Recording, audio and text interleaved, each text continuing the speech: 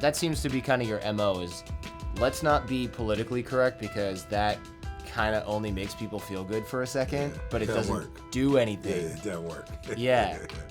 And I noticed that about programs that actually do work, like yours is getting a lot of acclaim because somebody's coming in and being, I hate overusing cliches like this, so pardon me, but it's like being real about it. Yeah, organic. Organic, yeah. That's a better way to say real, instead of just like the MTV version. Yeah, you know what I'm saying? Because real could be, it could be like real TV, whatever that is. Yeah, right, a camera left on in a trailer. Right. And I can appreciate that, I think, because a lot of folks don't really... They try to do things like, I'm going to be real for a second, and then they're just like, okay, I checked my real box where I went and said stay in school, go vote, whatever. Right. Don't do drugs. And don't do drugs. And it's like, you grew up in the suburbs. What are you talking about? Like, what do you know? It's a checklist, like he says. Yeah, like a PR list. Yeah, right. I know, of course I did my homework before you got here, so thanks for making it, by the way. Hey, no problem. My wife goes, he wants to do the interview at 7:30. I'm like, well, all right. I mean, I don't love that, but I don't think anyone's going to be in the building. Right, at 7:30. Yeah. Right, I'm like, he could come over to where we're staying, but it might be a little awkward. Right. I put my underwear away. Right, that's okay. It could be a great episode. Yeah, actually, probably would have been great. Right. And I actually think that, you and I we were both living in Michigan at one point. But you were in Michigan. I grew up in Troy, slightly different area than where you were. Yeah, but it's right there, though. It is right there. It's still right there. Yeah. Tell me about growing up in Chicago. I mean, were you there for most of your childhood, or when did you? Yeah, I think about 5. My mom moved to Detroit, took a job with Ford Motor Company, Dearborn, what do they call that? Yeah, the world headquarters. That's where my parents worked, too. My dad worked there. Oh, yeah. My mom was in microfilm. And so started school pretty much, in Detroit. But because my mom, and this is weird, people don't even believe me, but my mom so loved Chicago that we literally traveled every weekend for 7 years. We went back to Chicago every weekend for 7 years straight until she had my little sister. And then, of course, she didn't travel as much. So I spent a lot of summers in Chicago. So kind of like a Detroit, Chicago kid. Great experience. The only thing I didn't like about Chicago is they had gangs. Yeah, that's a downer. Yeah, I didn't like that. You know what I'm saying? So it made it where you could navigate. And funny thing is I came to L.A., I don't know, maybe I started coming here about 15, 20 years ago, and I literally came here wearing red. I didn't know. You know what I'm saying? It depends where you're at. That's not something that I would think about. Well, I was in the wrong place, and some guys came up to me and asked me where I was from. I said, Detroit. I'm from Detroit. And then pull out my license. It's like, no, literally, I'm from Detroit. And it's okay for us to wear whatever color we like to wear in Detroit. So I guess you're lucky that they asked you first. Yeah, they did ask me. I know something about my persona that they asked. So, yeah, that's why I didn't like Chicago, just because, when of course, gangs, there's territory, and so you just can't go wherever you want, where people don't realize Detroit didn't have gangs. Now, we did have, neighborhoods, but it was safe to go wherever you wanted to go. So that was the only thing I didn't like about Chicago. The pizza, home run in, Six Flags, I loved all of that. Detroit, definitely, man, I love that blue-collar mentality, and when you listen to my work, you'll hear it infused in my work, but I'm really about just that grind, get up, go get it. So that's why I said 7:30. I think it's the Midwest. Yeah, I hear you. It's so funny coming out here. Or when you started traveling, did you ever go, wait a minute, not everyone has a Midwest work ethic? Did that hit you at one point? And you're like, what the hell? Okay, so to be honest with you, this is what hit me. Industries are different. So when you come to the West Coast, entertainment, Silicon Valley. Yeah. So people make their money in a different way. Yeah. And so when you make your money the way we make it in the Midwest, you get up at 7 o'clock in the morning. Yeah, if you're lucky. Right. You go to the plant and you work, you grind. There's 3 shifts, afternoon, morning, afternoon, and then there's that graveyard shift. And I noticed that people make their money different on the West Coast, down south, and it doesn't really lend to getting up early or having that grind. It's different. Yeah, that's true. I hadn't thought about it being industry specific, but it definitely has something to do with that, because my dad was always up at, 5 probably, got in the car, if it's winter, you go out, you start your car, then you take a shower. Yes, You I know thought what I mean? everybody did that. Yeah, I know. Yeah. I know. It's the 15-minute, let your car warm up. Yeah. And then, you know, when you get here, you know, you have to really slow down because that pace. So like you said, I'm thinking, my wife wanted something this morning. I'm thinking, all right, I'm going to get up, go to a 7-Eleven. Yeah, no. You know, I want to go to a 7-Eleven at 6 o'clock in the morning and get her what she wants. And it's like, no, that doesn't work like that. And there's a place I've been getting vegan cuisine, and they had the tempeh, you know, barbecue sandwich, whatever. And my wife was like, I'd love to have one. And I looked them up, and it was like, they don't open until 11. Yeah, and they 11. close at 3. Sure. I was like, how do you make money? You open at 11. I was like, Eric, you're not at home. Yeah. You're on the West Coast. Nobody's probably even eating after 4 o'clock on Right. the West Coast. Yeah, the way they're working out. Exactly. They're working out. They're going to work. The way they're making money is they just go, we can work half as much, but then we'd have to double the price. And they're like, yeah, let's just double the price. Yeah, let's just double the price. And everyone's like, oh, okay. it It's a works. $12 sandwich now. Yeah, right. Why did you go back every weekend? That's to Chicago. That seems unbelievable. Did you take the train? I mean, how did you get My there? mom That's so actually weird. drove. My mom actually drove. It's a long drive. Yeah, it is. It was a 3-hour, 4-hour drive. But what I loved about it, we stopped every weekend on our way up to McDonald's and got the big breakfast. You know, so I could always look forward to that. But my mom is very close. It was 14 siblings, and my mom is one of the older ones, and so her and her sisters had a very close relationship. A lot of her best friends were from there. She only moved to Detroit because she married. It wasn't my biological father, but he raised me. She moved there, you know, for marriage. So her life was in Chicago. Her work and family, you know, were in Detroit. But most of her siblings were back in Chicago. So that's kind of why we went back and forth. But it was great. I didn't have any brothers. My sister, youngest sister, well, my middle sister is 7 years younger. The other one is 14 years younger. Oh, wow. So spending time with my cousins every weekend, they were like my brothers and sisters. So it was a great experience, man. It was like watching something on, you know, Showtime or something. Sure, yeah. This like big sitcom Yeah, family. yeah. But then South you get to leave before things get too Absolutely, real. absolutely, and go home, right? Yeah, Right, like I'm right. sick of sharing. Yeah. I'll be done tomorrow and go But home. you know, it was crazy because it was always like the Oprah Winfrey Color Purple. It's like every time, don't leave me, Celie. And so I would leave, and my little cousin would run behind me, and we're crying and waving. I was like, don't worry about it. I'll see you in another 7 Like days. So, 5 days Yeah, if we just get a relax. long weekend. Yeah. Right. That's funny.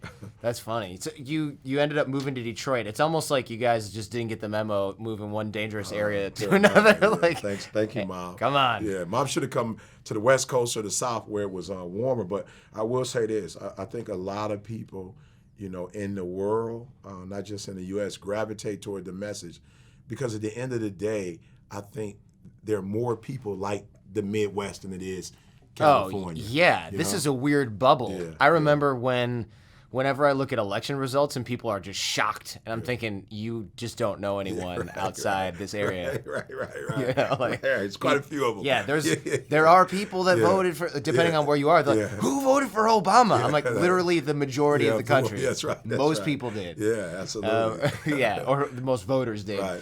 And it's just like, how did you not see that? Or how did Trump win? It's like, well, look at all the states in red. Yeah, Some of quite a them were few. really close, but some of them were not. Yeah, And that's how that pretty happens. close. Yeah. And it is easy to get caught up in the bubble because if you see it with businesses too, where someone's like, it's a juicer, but it's really expensive, and you can only juice our juices, our packets. That's You can't right. put real things in Put it there. Right. And it's like, this is a terrible idea. And they're like, I'll give you $48 million That's to right. start For this the company. idea. Yeah. Only in California. Yeah. Yeah. But the bubble goes both ways. It does. You're in the bubble Yeah. of kids and young people that think, I can never do what's going on in the West. What's going on here right now is something they see in movies, music videos that they either aspire to or that they think is so far outside their reach, they're never going to get there, so why try? Yeah, and I think that's why it's important. You know, I'm grateful to be on the podcast today, and it's great. I'm grateful to have the opportunity to show kids, like, yo, when you grew up in Detroit, it is that bubble of, you know, Ford, GM, and Chrysler, and I just want to show kids that there is another world, and it doesn't require a lot to get to the other side of it. You know, especially now with the different airlines, you know, et cetera. Like, you can really get to the West Coast and get an experience of this. You can go down. I was in Miami, and I never stay in Miami. I always stay in Fort Lauderdale. But those are two different worlds, believe it or not, and they're only 30, 40 minutes away from each other. So I tell kids, get your passport, get out of your space, and see another part of the world, and you'll be shocked. When you see another human do it, it'll click, and you'll be like, yo, I could do this. Because I never saw anybody, when I was growing up anyway, in Detroit, I never saw anybody like making money speaking professionally. No. You know, I didn't think I could do voiceovers, you know, for different, you know, I've done Dick's, of course, and just recently Wingstop. Nobody in my family made money doing what they love. Everybody made money doing what they hated, and that was going, no disrespect to the big three, but, you know, working for a plant wasn't necessarily their dream job. Right, nobody's dream job. But I is mean, that, they made good guess. money, but I'm looking now, it's like, yo, E, you're doing what you love. And I think of my cousins or my uncles or my aunts that were all great orators who never actually did it professionally because they didn't think that it was an option. And I just want kids to know there are way more options than you think, and don't allow the options in your community to be the only options you explore. That's a great point, and I've mentioned this type of thing before on the show because when you're a kid, you think doctor, army, I don't even know what, police and firemen. Those are the jobs. Teacher, Perhaps teacher, yeah, because that's always on the radar. Yeah. But then you go to high school, and then you realize, thank you, somebody who can read my mind. Then you go to high school and you realize, okay, I have like 2 more options other than army, teacher, and doctor, but not really. I mean, even in college for me, I thought at some point they're going to tell us what we can actually do with all this stuff, right? Because I'm still thinking teacher, police officer, except now I'm like in a Russian class. What am I going to do with this? I don't have anything to do with anything. Yeah, Absolutely. what's about to happen in my life? And so if you grow up in that bubble, whatever bubble you're in, there's probably kids that growing up in Palo Alto that are like, I'm gonna be a systems administrator on Facebook. Yeah. You know, and they don't. Or that's what's in their reality. Absolutely, that's what they see every day, and that's why I'm saying, like kids, you have to get a passport, which is doable. It's probably the cost of a pair of gym shoes you're wearing. Yeah. Right. Yeah. Sure. Get a passport. Get a flight, which is probably the cost of 2 pair of shoes you have. You know, and get on the West Coast. You know, come to the beach. You know, go to the Valley. Go to Golden Gate Bridge. You know, I was talking to somebody recently at my church, and I was like, you know, look, I'm going to take a group of kids to California this year, D.C., Florida. And they was like, that's a lot. I was like, I know. But back to what you said, when you go to college or go to high school, I just want to make the connection. Yeah. Because who goes to school for 180 days, you know, and you're taking subjects that you don't have the slightest idea what they are and enjoys that. But if you can make a connection, oh, this is why school is important. And again, I'm not an advocate of college. I went to college. I'm not actually a guy that believes you got to go to college to be successful. But I do tell people by going to college, there are some things that I'm able to do, like analyze, be critical in my thinking, and use it in my profession. So it's not like I'm using critical thinking to do some massive research or something, but as a, you know, I like to call myself, you know, a leader in this generation, especially with the millennials. I can critically think in a way that I couldn't when I had a GED. You know, so I'm not a guy that believes that everybody needs to go to college, but I am saying if you don't do certain things, you're gonna be stuck in that bubble. And there's so many bubbles and so many big bubbles that I'm so grateful. Somebody told me, get out of Detroit. They sent me to Alabama before I went to Michigan State to go to college. And man, that was the thing that changed my life because I was literally around a group of people who didn't have the same, you know, background, didn't think the way I thought, and really made me analyze myself or my gift in a way I had never done before. And then now I look at myself and I'm like, wow, it all started by 18 years old, just getting outside of Michigan for a couple years. Yeah, I think that's a problem that a lot of people have is there's no reason for them to leave that they can see. And they also, you don't know until you leave that you're going to have a different set of eyes on you, giving you a different perspective because naturally, as humans, we all just think the way that I view the world is totally real. This is the only way that you could see things. That's it. That it's flat. It's flat. Or yeah. it's round. Whatever. Right. It is. Yeah. Whatever. Whatever it is. Shaquille O'Neal over here. All right. Whatever it is. Yeah. But what did you think you were going to be when you were a kid? You probably weren't thinking, I'm going to be an astronaut. Like, what was going through your mind and your bubble at that time? I'll just be honest. You know, you say you got 2 options. I really thought Ford, GM, Chrysler. You know what I'm saying? Like, if I could get a job at the plant, making $20-something an hour. Yeah. And then the other thing I In thought the 90s. That was like that's like $50 right now or something. Incredible. Yeah. You know, unbelievable.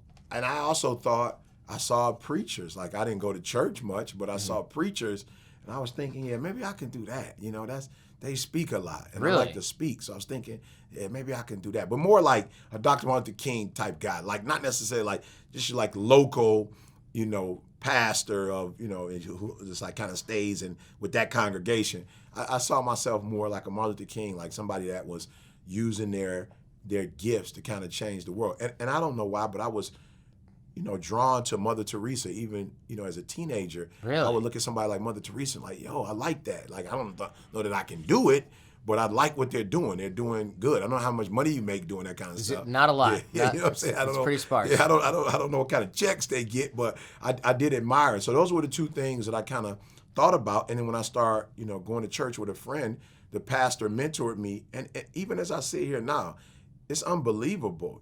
He said to me at 17, when I was in a lot of, trouble and having, a lot of problems, he said to me, like, yo, you have a phenomenal gift. You have this charisma. You're going to do great things.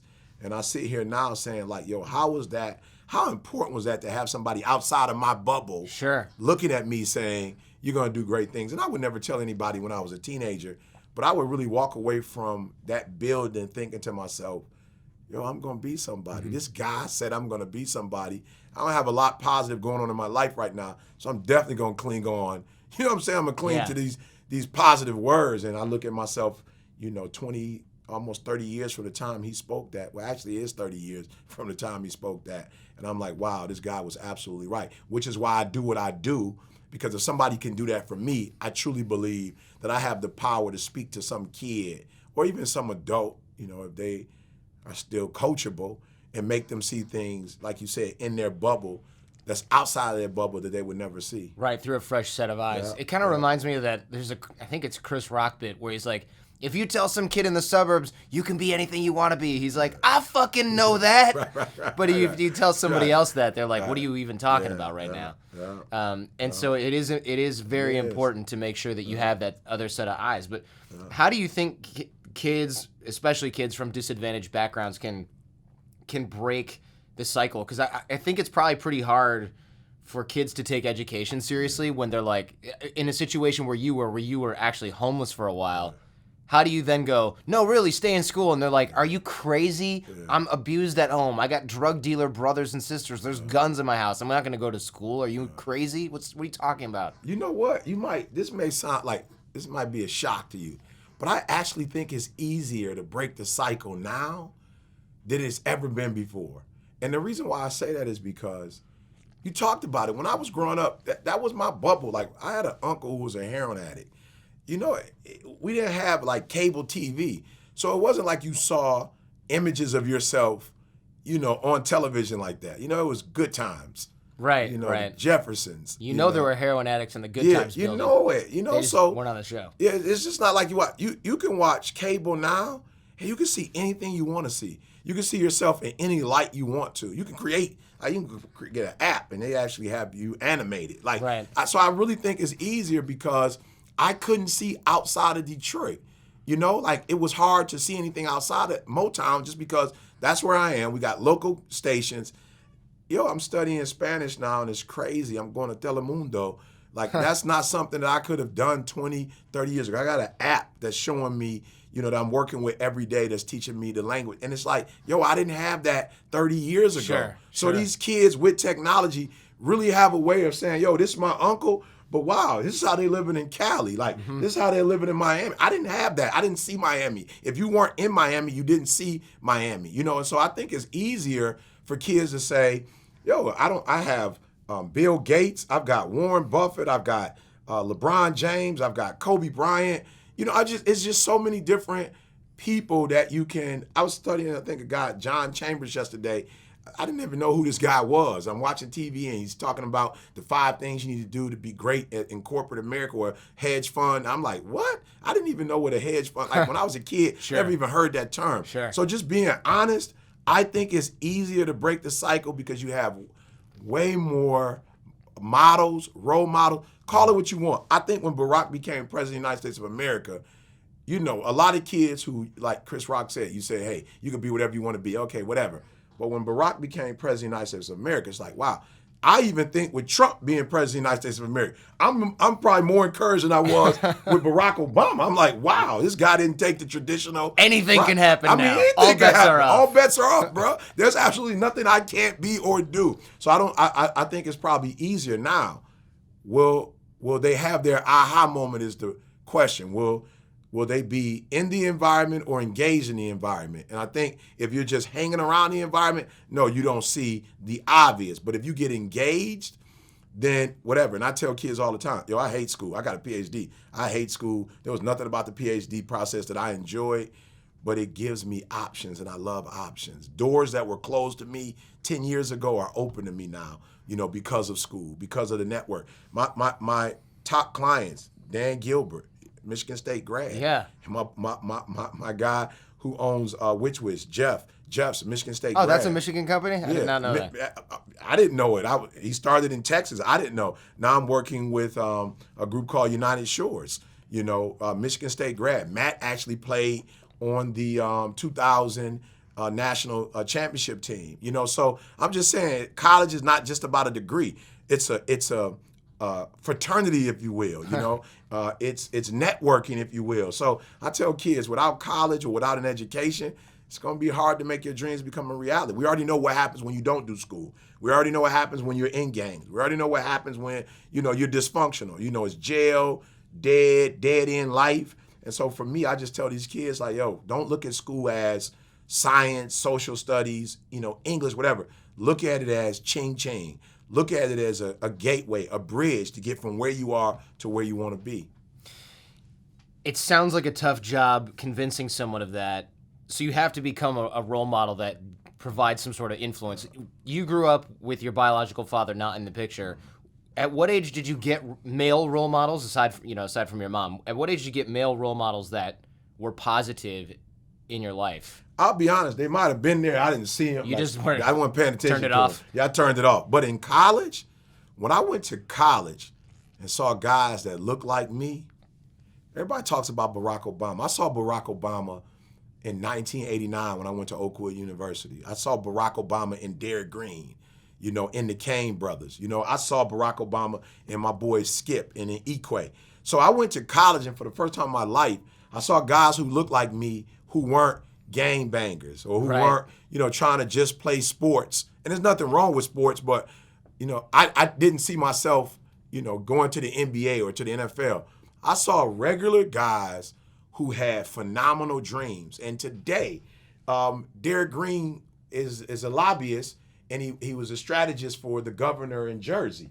So he was the lead strategist for this guy, and the guy became governor. And I'm watching D. That's what D was doing when we were in college. Like, that's what he was about. I'm watching Pucky, who now is a pastor in Tennessee. And that's what he said he wanted to do. The Kane brothers from Bermuda, this literally happened. They said they wanted to be in law. They graduated, they're from Bermuda, so they went to, I guess, a university in London. And I remember going to court, and he had a wig on his head, a white wig. I'm thinking, yo, Kane, what are you doing? Yeah, you know? not designed for. What are you doing, right? So and he weird. said, you know, it was funny. I was just sitting in there, and they was like, all rise? I'm like, I ate ramen noodles with this guy. What do you mean, all rise? It's like, all rise. Stand I up. was like, for what? Yeah. And it was like, yo, that's not your friend anymore. That's a judge. You're in court. So I was around funny. these guys, man, for years, and they became my role models, and they pushed me. They were reading a book a week. You know, they were having think tanks. They were going to conferences. We were going to communities and doing community, activism. So, yeah, those were my first role models. And then from them, whoever they were reading, their fathers, their brothers became my role models as well. And then I was able to go back to my community and respect, you know, my father who, again, wasn't my biological father, but who raised me. I could go back and respect that relationship, which at one point I was just like, yo, you're not my father. Like, Yeah. just being real. Like, you can't tell me what to do. I emotionally cut him off. I left home at 13 for the first time, back and forth. And at 16, I left for good. You know, so, but I was able to go back and realize that those guys that were getting up every day and going to Ford, GM, and Chrysler, the few women that were doing it was like, yo, these were actually role models. They showed you what consistency looked like. They showed you what grind and hustle looked like. And I was able to draw lessons from them and use it, for these kids today. So what was going on in your life when you left home? Because it sounds like your mom was around. She took you to Chicago. You had great cousins. Your stepdad seems to have cared about you. And then suddenly it's like, nope, I'm leaving, and now I'm going to be homeless. Like, what happened at that point, and then how did you get your aha moment to snap out of it? Well, I think what happened, my mom lied and didn't tell me who my father was. Oh, Yeah, shoot. that's what happened. Okay. Yeah, Didn't know that. That was not in the Wikipedia. Yeah, no. You know what I'm saying? I try to reserve mom's, rep. You know what I'm saying, with that one. You know what I'm saying? It's not something we just, Yeah. we don't wear it as a T-shirt. But, and mom, I'm an adult now, so I get it. I understand, my biological father, we started a relationship when I was 30, weird. Grew up with him my whole life, up until maybe 13, 14, I didn't know who he was.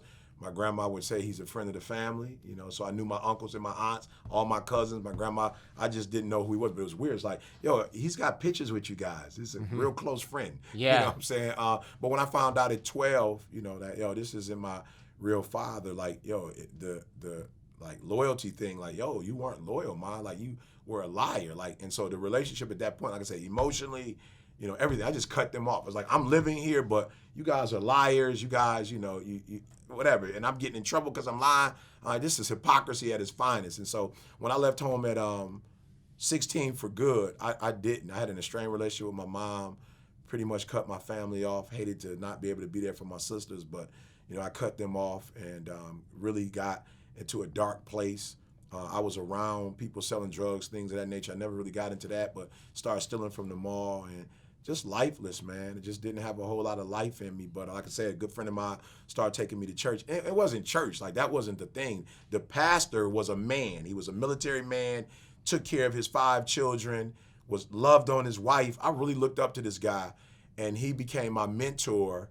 And he really helped me to get my life on track, sent me off to college, helped me to get my GED, Wow. Sent me off to college. And my girlfriend at the time at the church, she went to the same university I went to, and we started a real deep relationship, got married after our freshman year. We've been married about a little bit over 27 years now. So it's crazy. Jeez, you figured out what you wanted early. Yeah, I did. Jeez, Yeah, that is highly homeless unusual. will do that to you. Yeah. When you're homeless at 16, by 19, you pretty mature by that time. Right, you're like, okay, Yeah. there's Yeah. 2 ways to do this. This way sucks. Yeah. I'm going the other I'm way. going that way. Yeah. Yeah. Dang. Yikes.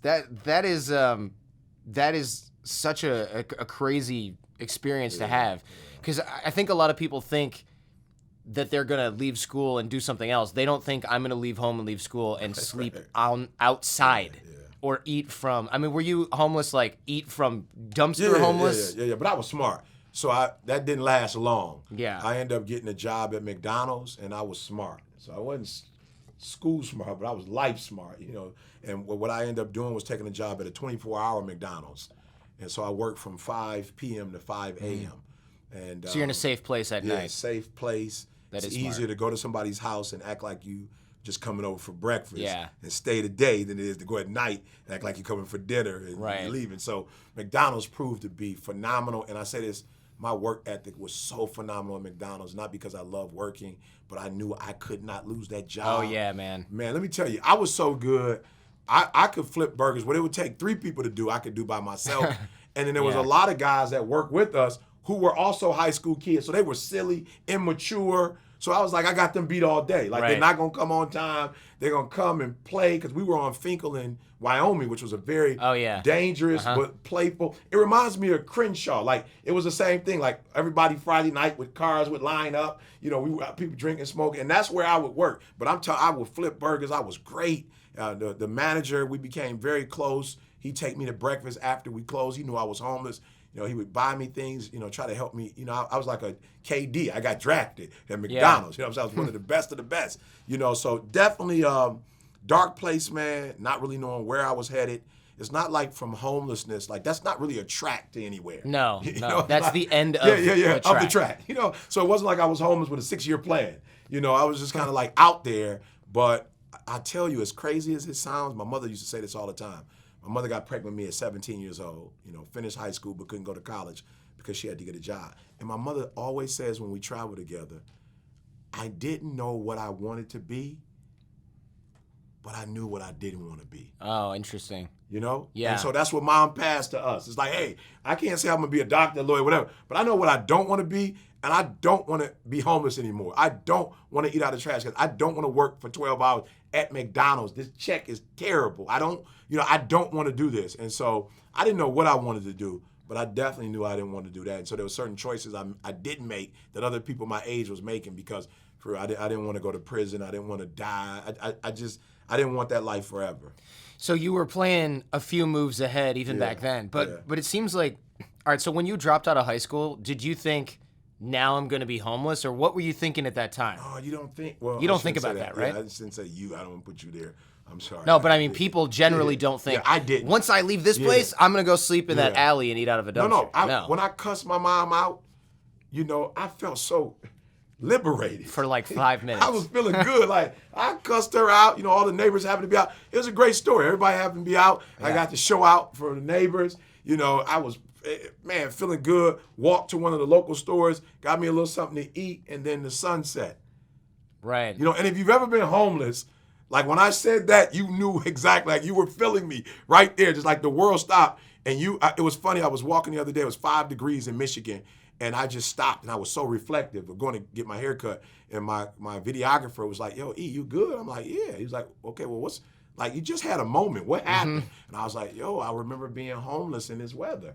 He was like, really? I was like, yeah. He was like, yo, I can't walk from the car to the barbershop. Like, what do you mean you were homeless? I was like, literally, I was homeless in this, whatever. And for me, it was, E, you got to do something to get out of here. So left home, acting a fool, went to the grocery store, and afterwards the sun set, and I was like, yo, E, you didn't think this all the way through. Yeah. Like, where do you go from here? Where do you stay? And I end up going back home, not physically going back home, but I went back to my home property because I knew I would be safe. If something happened, I could knock on the door.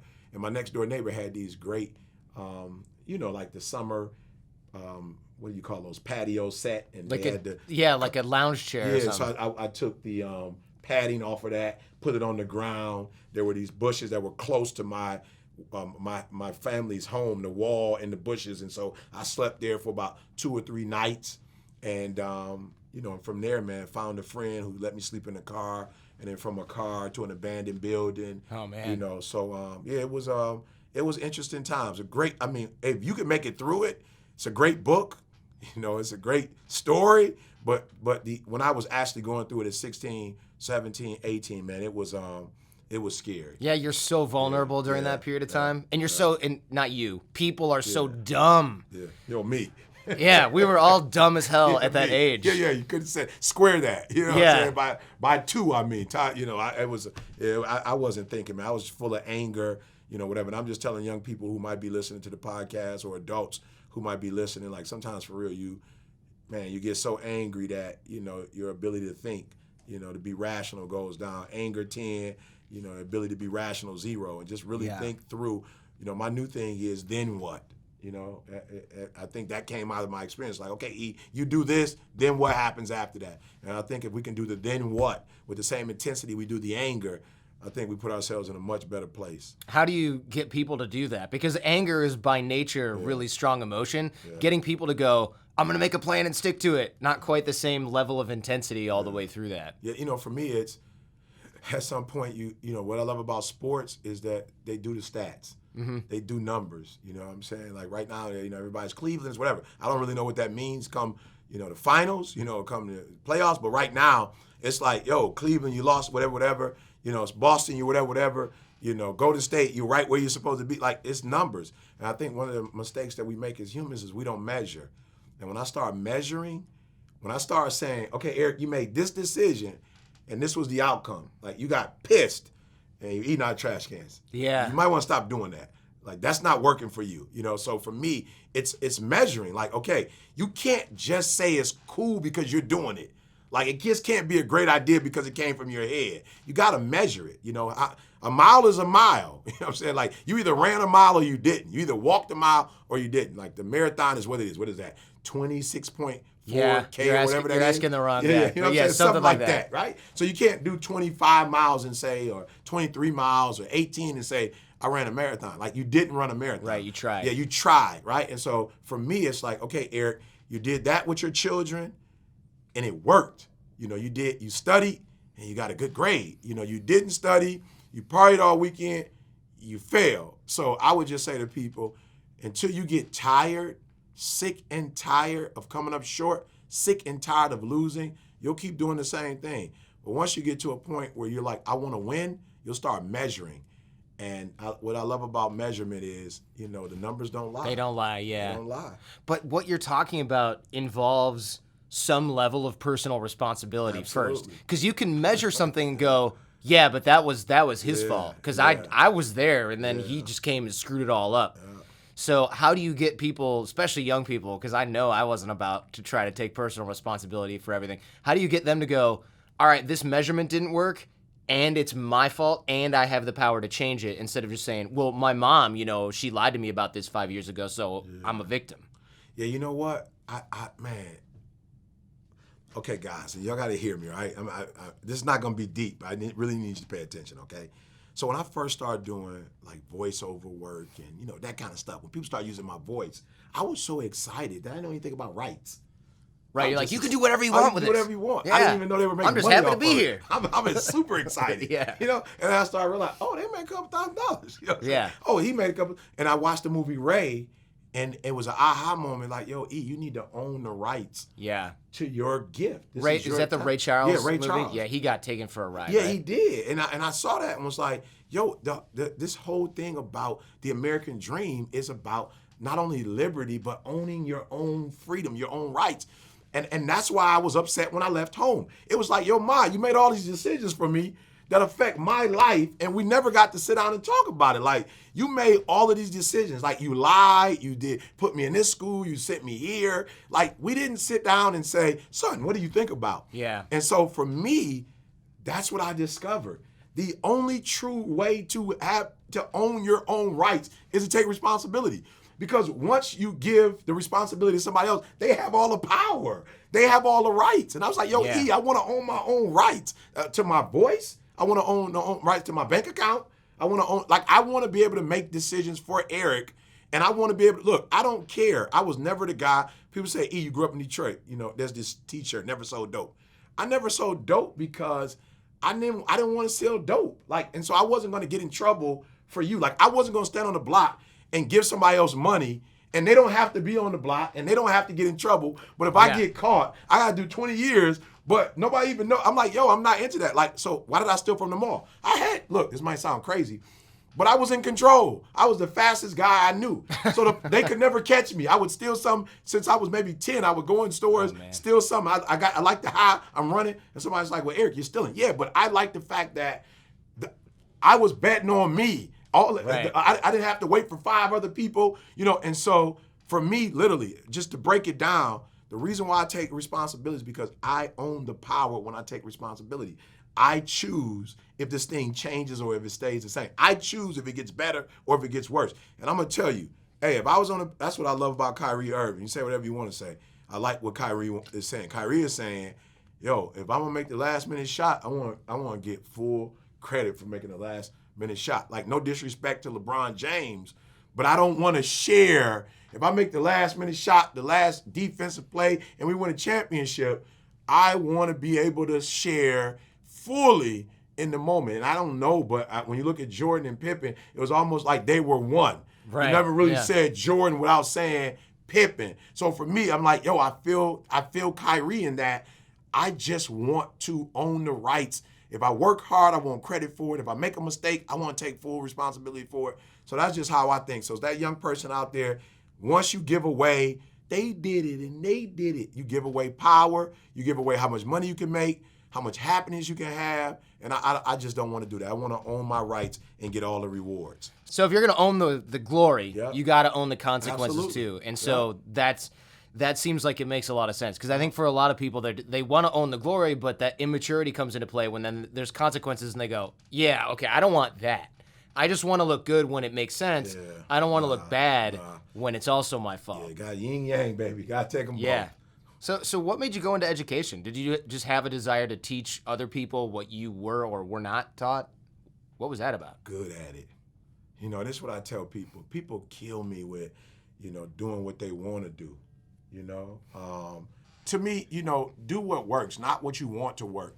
I got up on the microphone and I spoke, and guess what happened when I spoke on the mic? People who hate doing motivational speeches, like they would just be like, yo, can you keep going? When I would go in the classroom, I would shut the classroom down. I would teach and kids would just like, moms, my son never wanted to read. He wants to read now. So it was the only thing I was good at. I wasn't good at writing.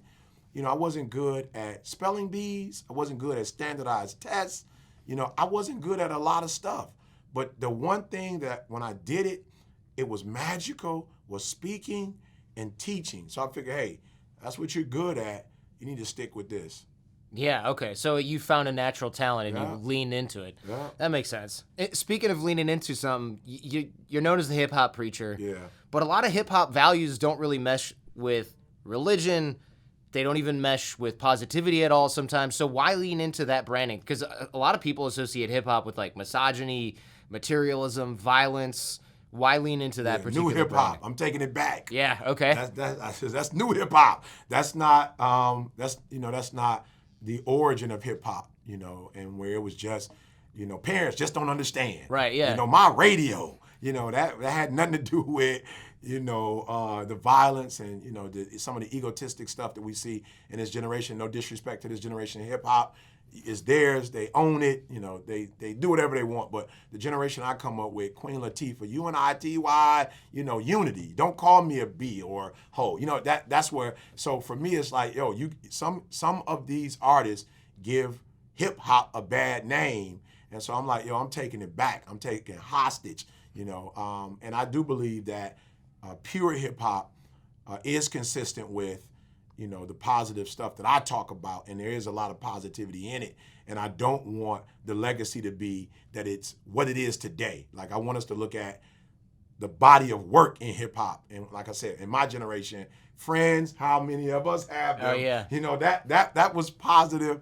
That was positive stuff. So yeah, I relate more to the original hip hop in the late 70s, early 80s more than I do the hip hop of 2018. Now, there are some great artists, some very positive artists in hip hop, so let's make sure that we, give them their credit. But to your point, there's absolutely way more negative hip hop than there ever was. So you got to fight those influences in the kids that you talk to as well, because how do you counter something like that? I mean, if kids see, I don't know anybody, Riff Raff or other guys on TV, he's like the literal worst example of this, acting like thugs. How do you come back and say something like, actually, it's cool to keep your promises and work hard and take responsibility for your actions and consequences? Because it's like, well, what track is that in? Right. I don't know who's saying that. Right. And for me, I was featured on Meek Mill's album, Wins and Losses. And so the thing I love is that, Meek said, yo, E represents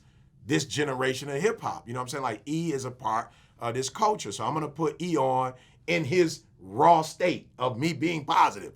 And then as he's rapping or other rappers rap, I just extrapolate the stuff that is congruent with what I'm talking about. So I don't choose to talk about the murder and the selling of drugs. I talk about, Meek Mills is right, wins and losses. Like, if you are going to be successful in this life, you're going to take some losses. You can't let that get you down. You're going to get some wins. It's just a part of, I think the year Brady went 16-0, they lost a Super Bowl.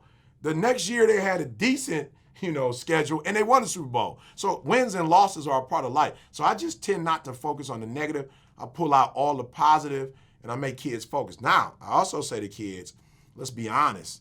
Look at the people that you look up to. Let's measure. How many years of success are these guys having? You know what I'm saying? Like, let's measure it. One-hit wonders. Did they last for 3 years, 5 years, right? So do you want your success to be 3 years, 5 years? Look at the people you look up to. Look at their life outside of social media. What's going on in their life? Look at some of the decisions they make. Is that where you want to end up? And if not, while I'm nowhere near perfect, let me be a modern day example to you of what happens when you live positive. You still, whatever these kids call it, have some celebrity status, if you will. I've been married over 27 years. Went from GED to PhD. My son just graduated from Michigan State. My daughter's at Michigan State. You see the people that I run with in terms of athletes. just everyday people. You see the success that I'm having. So I'm giving you an option. You could get with this or you could get with that. Yeah. I'm giving you an option of mom, 17 years old, pregnant, south side of Chicago, grew up without my biological father. I'm where you're from.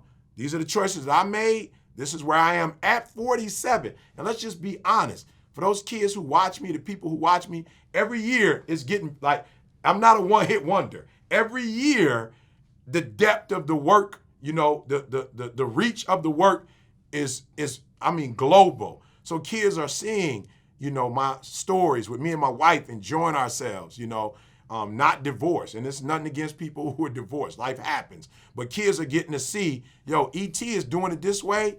Man, I like the results ET is getting.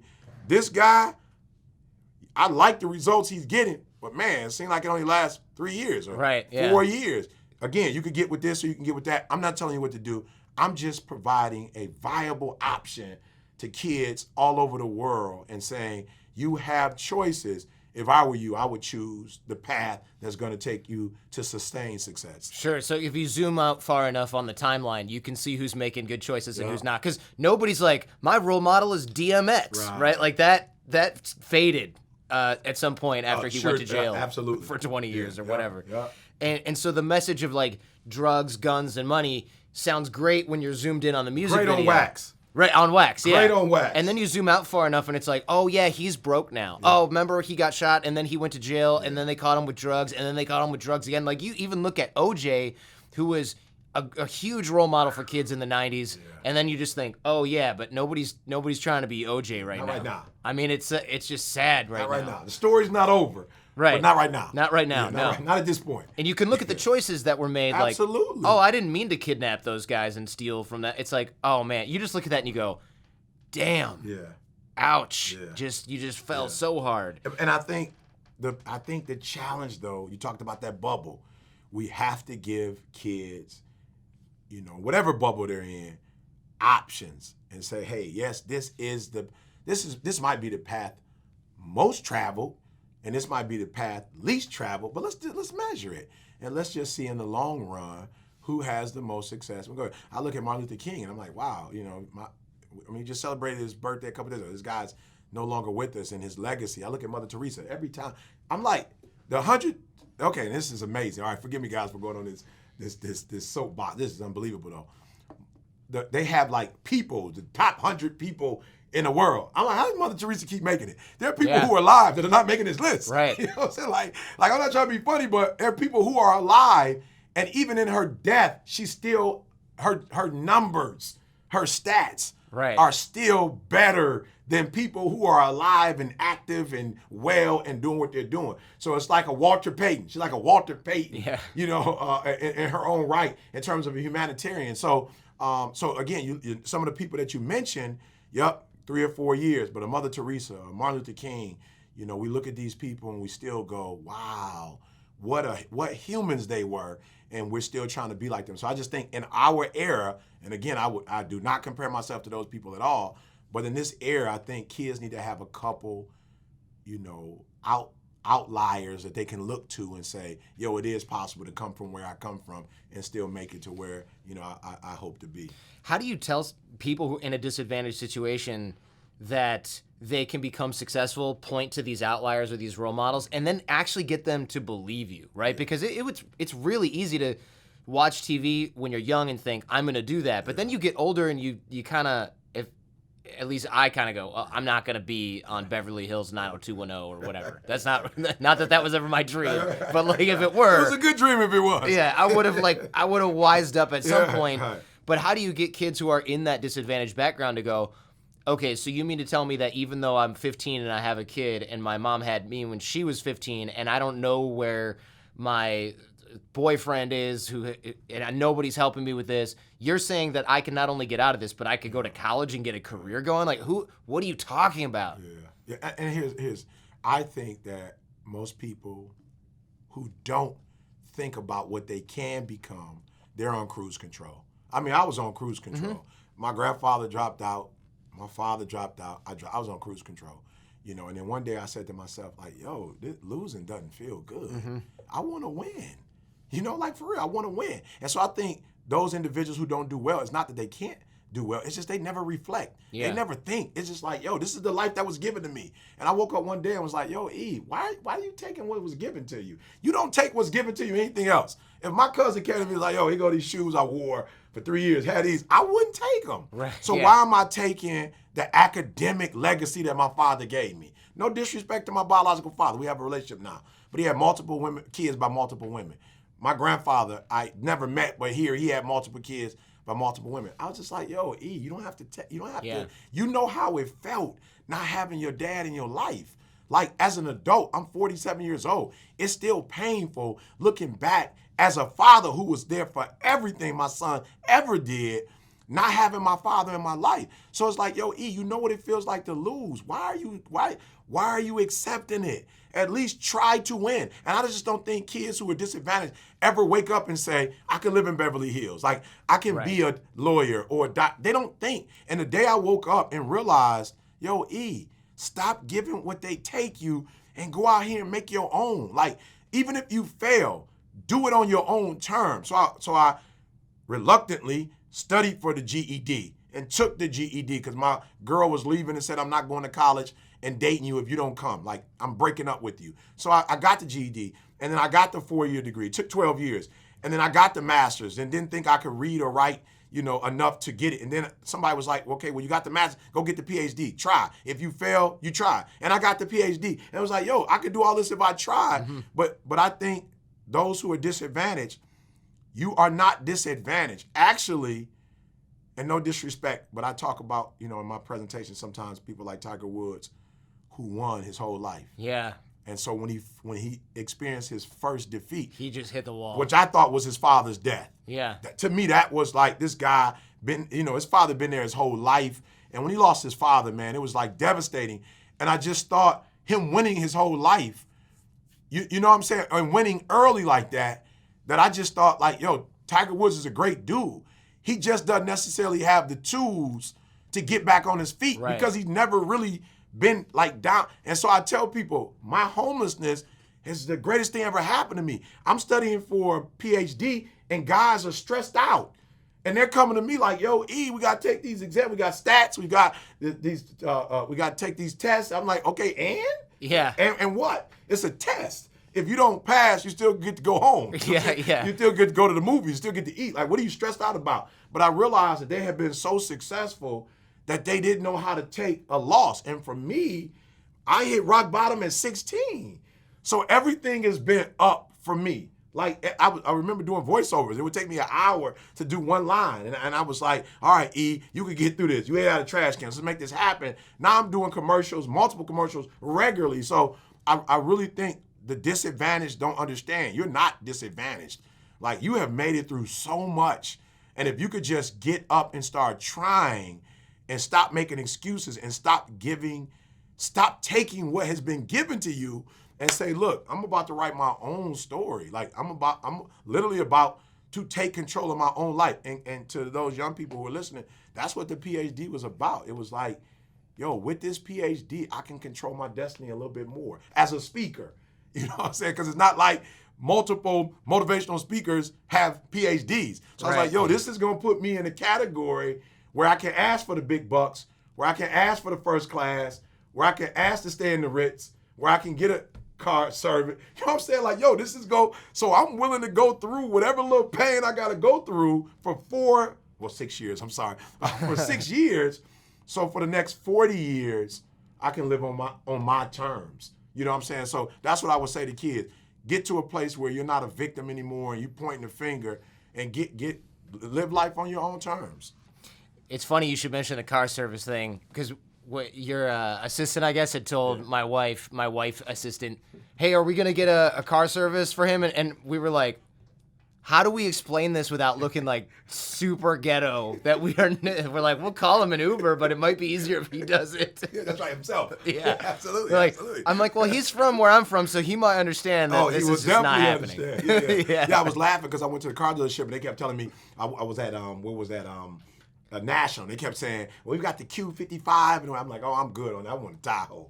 They was like, we don't have any Tahoes. I was like, well, give me an Impala. They was like, but we have a Q40. It's nice. I said, no. I'm sorry. I'm from Detroit. Yeah. I'd like an Impala, please. Yeah, I don't need. It's like I just need to get there. I don't need anything fancy. I'm not trying to figure out how to use this like European system in the car. Not in the car. No. I'm just trying to get from point A to point B. Like, you still remember how to drive, right? Growing up in Detroit, I hope you still remember how to drive. We just felt a little bit like most people don't ask for that. We should probably have something in our back pocket for people who are like, well, let us know when the car will arrive. And I'm like, I don't know. Uber will tell you when your car gets there. It's an app, and they will show you exactly when it gets You can watch the little car drive around on your own phone screen. Yeah, that was, for us, we're like, all right. And then Jen's like, do you think he's going to be a diva? I'm like, no. He's just used to being treated in a certain way he's because... from Detroit. He'll be fine. Yeah, I was like, he went to Michigan State. He grew up in Detroit. He's going to be fine. But they have to ask so that there's no miscommunication. No disrespect to that other school, but I went to Michigan State. It's just like real normal people, man. Yeah, I went to Michigan, and I wish sometimes I'm like, I didn't go to school with a lot of normal people. That's the next level in Michigan. That's the highest level you could go to. Yeah, it was funny being there because I remember there were a lot of normal folks from where you and I grew up, and there were a lot of well, first of all, when I went to high school, everybody was white. There was like one black kid, and we were like, oh, hi, how are you? All right, well, see you later. Like, I don't know how to handle the situation. I'm in a class there's multiple races in this class. We're talking about issues today. How we gonna get through that? And I just felt, now retrospect, I just felt so bad for her because I'm like, how awkward is all this? Well, you're probably doing well now. Yeah. But like growing up in that environment, going to Michigan, and there's like the Black Law Students Association and Black students in the Indian and all this. And I remember thinking, I literally never thought about the fact that these other groups exist and have different views and have issues at all. But what was really strange for me, and I don't know how it was at Michigan State, I had a lot of friends who went to state, and they seem a lot more integrated. At Michigan, I can definitely say I had a few friends outside of the norm, and I definitely had classes with like a girl from Ghana, and we were pretty tight. But I don't feel like I got more diversity experience really outside of that. I feel like I actually got almost more isolated because I felt like I was outside their world, and I know they felt like they were outside my world because we grew up so differently. And I think, man, all of our schools in Michigan, I'm sure have that makeup. If you know what I'm saying, I'm sure. And just being from the African American community, of course, my lens would be totally different.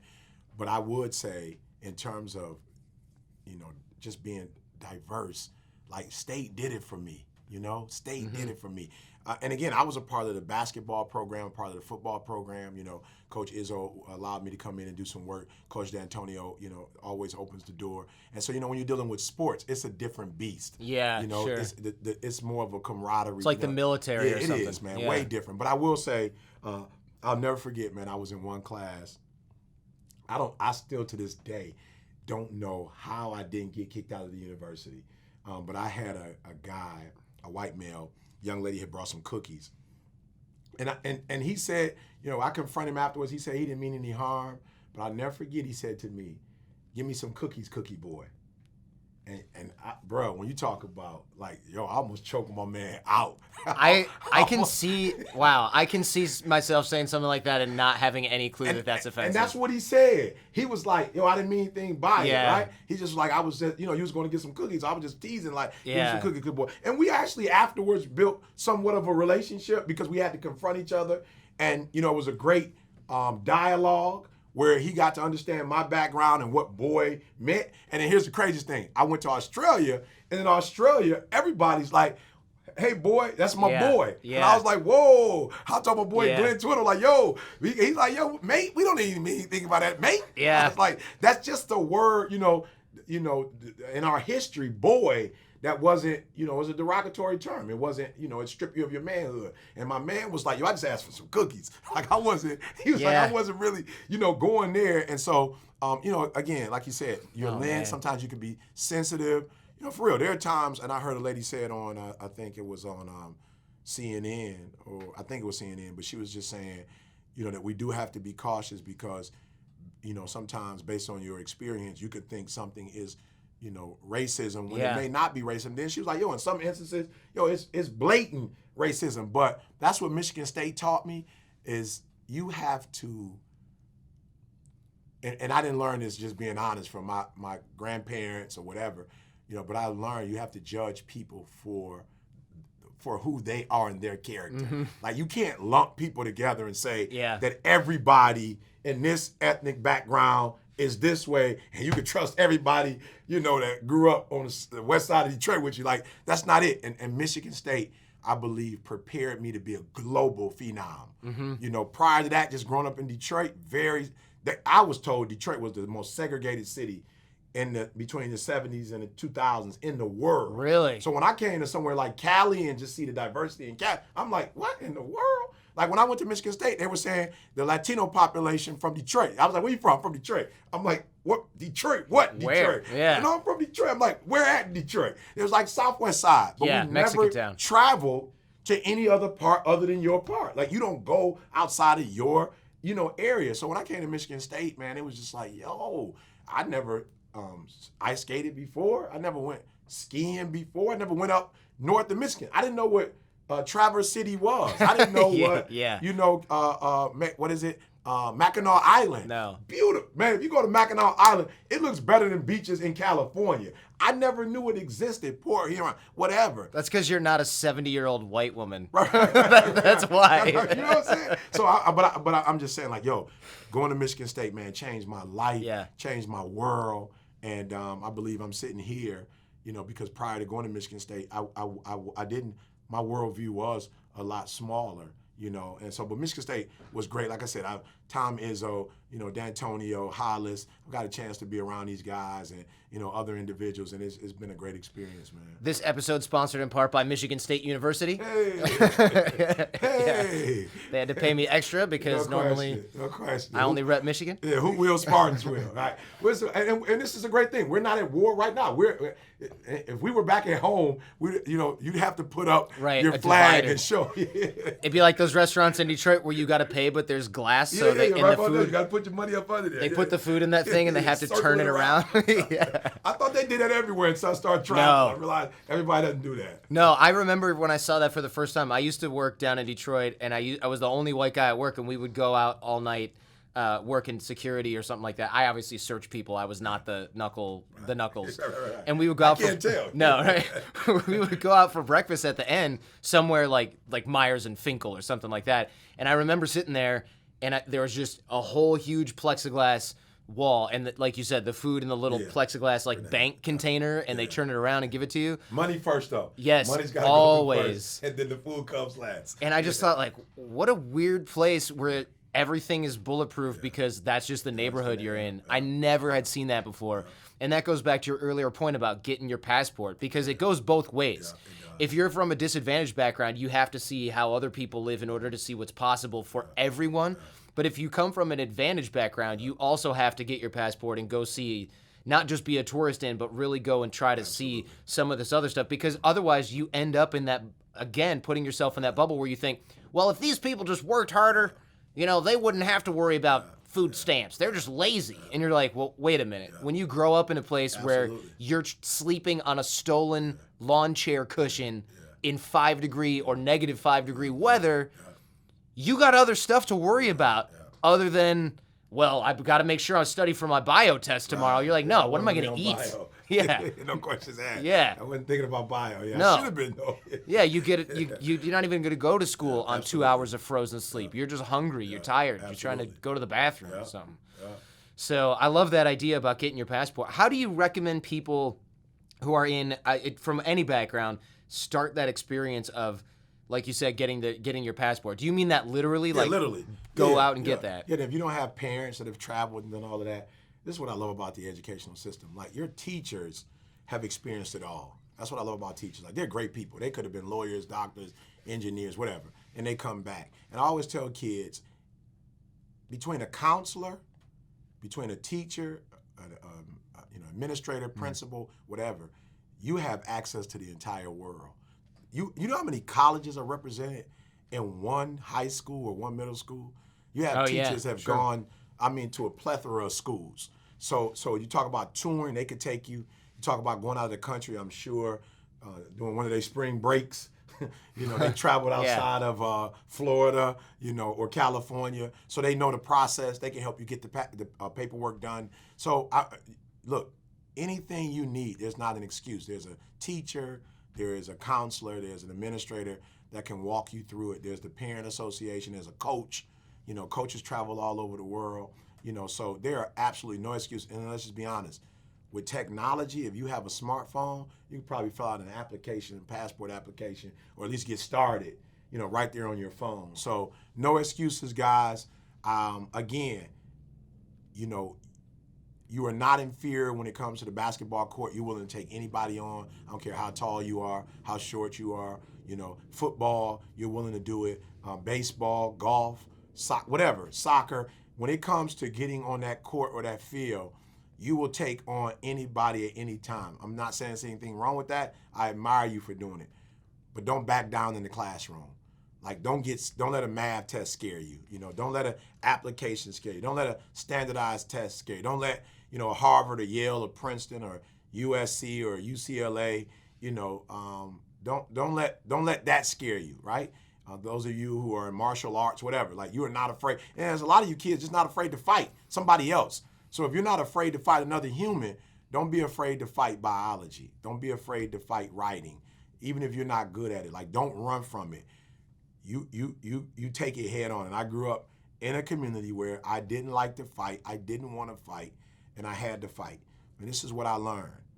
You cannot, I just grew up in a community where fighting is a part of the culture. You make it worse when you run. You make it worse when you run. You just face it, and you let bullies know, like, yo, you might fight me, but this is gonna be and you might win, but you're gonna put up so much effort, you're gonna want to go deal with somebody else. I had to fight the PhD. I just found out the difference between 2 and 2, TO and TOO, right? Just found that out a couple months ago, right? Really? Just found it out. So, I love it because I told somebody, but I never got TWO wrong. Like, I always knew that's my the money. easy one. Yeah, that's the easy I always one. got my money right. Never got my money wrong. And I tell people, that I'm not perfect. I still have my struggles. But the one thing I will not do, I will not back down to the PhD. I didn't back down to the masters. I didn't back down. It took me 12 years to get a 4-year degree. I never backed down. And I'm one of the top motivational speakers in the world, not because I'm the most talented. I don't have average, I don't have phenomenal skill, but I have phenomenal will. And if you learn to fight it, you can get through anything in this world. There's a blueprint. Somebody has written about it. Somebody has left it in a book or in some video you can watch on YouTube. But just do me a favor. Stop fighting in sports. Stop fighting physically and start fighting mentally and emotionally. And don't back down. And math will get easier. Writing will get easier. I helped my daughter. My daughter's in college, and she had some essay she had to do, and I helped her out. My wife was like, yo, how did you do that so easy? Like, when I met you, you were a high school dropout. Like, yo, you just broke down to her a topic and the body, the support, and then the conclusion. Like, how did you do that? I said, listen to me. When you've been writing for year after year, iteration after iteration, edit after edit, you get good after a while just being in that, in the presence of that thing. So do me a favor, guys. Fight. Well, this is a great place to wrap, so I don't want to screw that one up. But is there anything I haven't asked you that you are like, oh, we got to talk about this real quick? No. The only thing is, I've been married 27 years, going on 28 this year. If you can find love, guys, find it. I have 2 beautiful children that I adore. Money is good, traveling is good, cars is good, all that stuff is good, whatever, jewelry, whatever you like, all that stuff, whatever. But there's nothing like healthy, wholesome relationships. So if you got a buddy you guys are close with, like, stay loyal. If you got a girl, whatever. I'm just saying relationships. Your parents, go back, show homage to your parents. But just don't think that it's just about the house, the car, the stuff. If you have to do it alone, I don't think it's as sweet. Me going home and my daughter treat me like I was Michael Jackson when she was 5, 6 years old, that meant the world to me. My son being at Michigan State and being a part of the basketball program and and enjoying that experience with my son. He's got an Elite 8 ring, a Final Four, the Letterman jacket, like doing it with him. It was so much better than when I just went to Michigan State by myself. So, look, relationships are key. Listen to me. Relationships are key. Money has its place. Stuff has its place. but there's nothing like being in healthy, wholesome relationships. So make sure on your journey to success, you don't disrespect, destroy relationships because you're trying to get rich. Take the people with you. It's not lonely at the top if you take people with you. Thank you so much, man. This has been amazing. Thank you. By the way, do you still talk to the preacher who was your mentor? Is he still around? That Yes, guy? he called me. I'm hurt. He called me 3-4 months ago. He and his wife were celebrating their 50th anniversary. He invited me, but I happened to be out of the country at the time. But his daughter used to travel with me. She's a great singer. She traveled with me for years, so we do stay in contact. He's in Chicago, Dr. Philip Willis. So thank you for saying that, and shout out to you, Dr. Phillips. I love you, man.